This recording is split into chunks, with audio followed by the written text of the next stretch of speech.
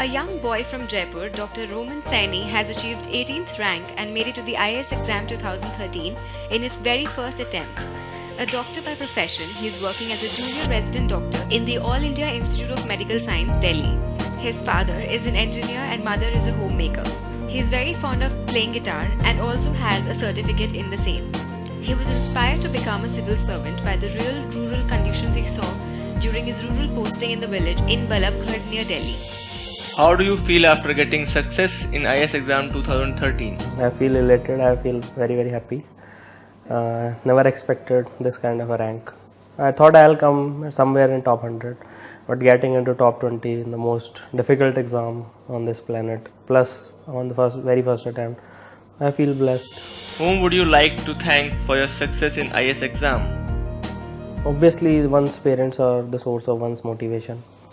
So yeah, my parents helped me a lot through the thick and thins of this examination, and myself, of course, I worked very hard for it. Just kidding. And all my relatives and well-wishers. Please tell us about your educational background. I did my schooling. I was born in Jaipur, and since till 16 years I resided in Jaipur. I did from class 1st to 12th in Jaipur. I passed out in class 12th in 2008 from Kapil Gyan PT School, Mansarovar, Jaipur. And then while I gave my board exams, I gave the entrance exam to various medical entrances. And when I was in 2008, when I was 16, I got selected in All India Institute of Medical Science, New Delhi. And since then I've been pursuing my MBBS course. I just finished my course after giving the mains exam of civil services in January 2014. And since then I've been working in AIIMS as a junior resident. Please tell us about your family background. My father is an engineer. My mother is a homemaker. I have one brother, Dr. Saini. He is a pediatrician in JK Lawn, SMS Hospital Group in Jaipur. And my basic background is we are farmers. So I come from a very humble background.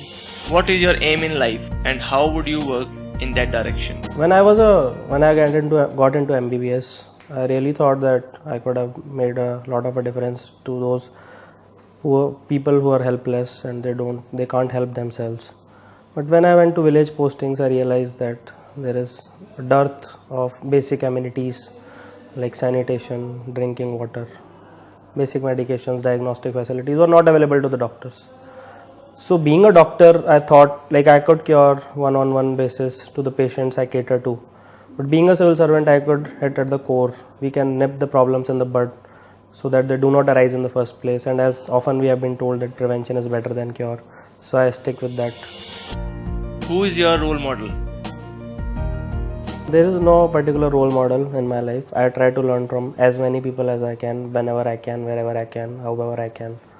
I try to emulate their basic good qualities which are present in each and every one of the individual I interact with. Please tell us about your hobbies and interests.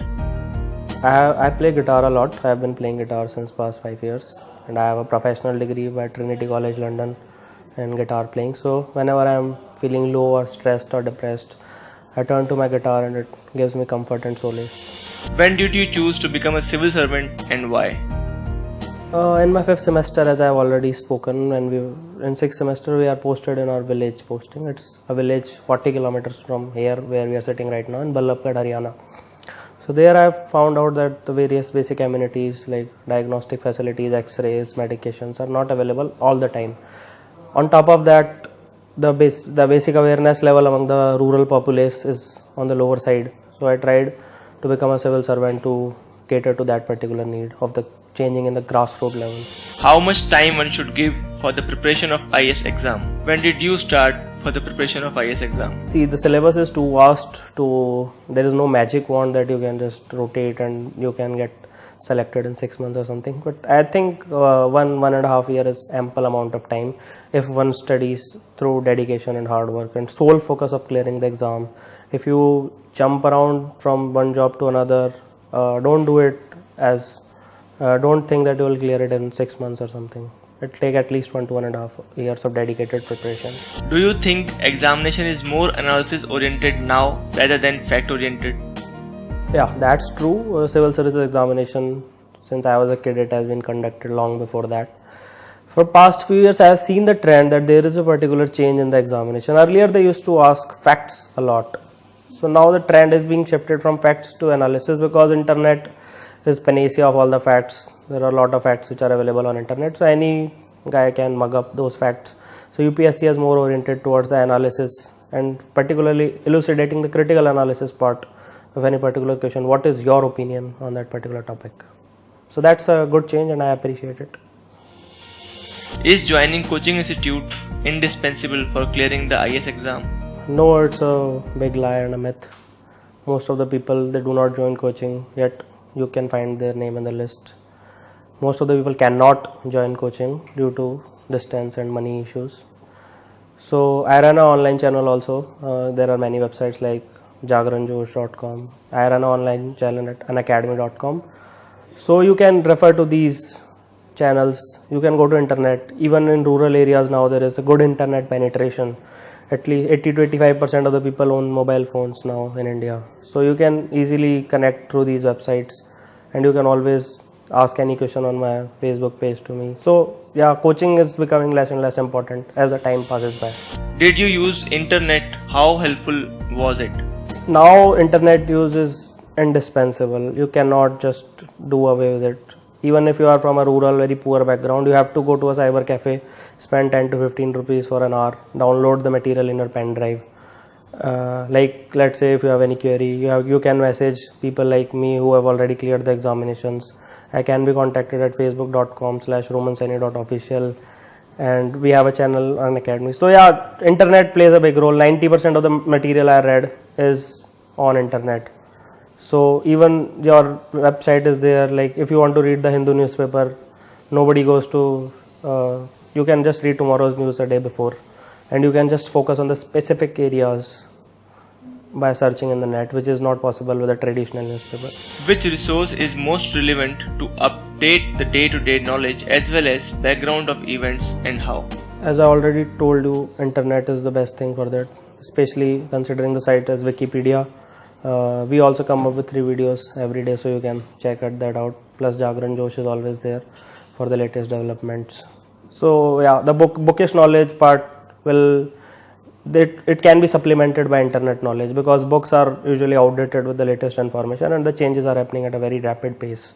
So one need to keep pace with the current developments. What type of mindset the candidate should keep to handle the evolving pattern of IAS examination?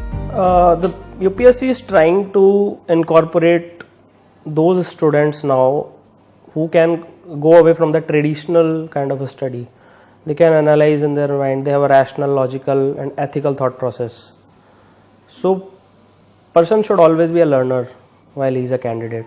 Like that's the most important thing. He should not think that he knows everything. Even after getting 18th rank, I don't think I know much. I need to learn a lot from my seniors, even from my juniors, my friends, family. So person need to be a constant learner, and he should not be frustrated if he does not make it into the first attempt. There should always be a constant perseverance in his mind if he wants to clear this exam. Please enumerate the do's and don'ts for the IAS examination. Do's: study for 5 to 6-7 hours per day, every day. Study meticulously in a focused manner at a single place. Don't roam around from library to home to friend's place. Don't join too many group discussions. Study alone in a peaceful environment at your table under a lamp. That works like a charm and it's marvelous. Secondly, you can join a test series or something. There are various online test series also. You don't need to actually move to a city, and just gauge your own level of preparation with oneself, as it is very important to check your own progress, how you are progressing. So keep competing with yourself and always make sure that you follow a plan. Always make sure that you follow a plan, because once the syllabus is so vast that people usually get carried away ki itna kaise hoga, the syllabus is just too vast. So you just make a plan, what is the most important thing you need to do, and just do it. These are the do's. Don'ts is that don't get bothered by the fact that the syllabus is too vast. Don't take advices from those people who roam around the coaching centers that you can't do without coaching and this is just impossible to crack in the first attempt. I am sitting here, I have cracked it in the first attempt. So don't listen to people who ill advises you. like you can always contact me, you can always contact so many seniors you have who have cracked this examination. So it is better to do that way. So don't get carried away by these people and just focus on your strengths and abilities, and you can do that. Just remember this.